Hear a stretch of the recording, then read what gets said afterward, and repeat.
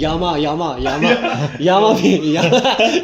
यामा यामा नहीं मीन्स तो Pova Pova means actually gas gas के लिए stomach। स्टमक के लिए तो चिप्पा बिंदु और तशी तले हाँ टच दिले और उसके अलावा उसके अलावा भी बहुत कुछ सीखा जैसे खावड़ हो गई खावड़ खावड़ हो हो गई नांगला नांग हो गए नांग मीन्स होम होम होम ना हाँ जी। सर दर्द है तो मीन्स गो नगी दो गो नगी दो गो नगी दो और क्या दवाई कौन सी मांगते हो? जैसे ये तो मैंने थोड़ा सा सीखा जैसे कि मतलब गो नगीदू मीन्स हेडेक मतलब सर में दर्द है हाँ। और छांबा में कोल्ड एंड फ्लू के लिए छांबा छांबा कंपनी दूसरी है मेरे साथ अगर सेम स्ट्रेंथ है सेम वो है मतलब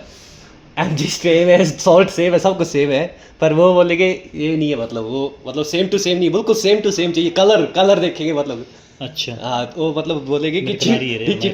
चिप्पा चिक्के मारे मतलब चिप्पा चिक्के मारे। चिप्पा चिप्पा मारे मतलब तो मतलब वो सेम नहीं है मतलब अच्छा तो फिर उधर समझाना थोड़ा सा मुश्किल हो जाता है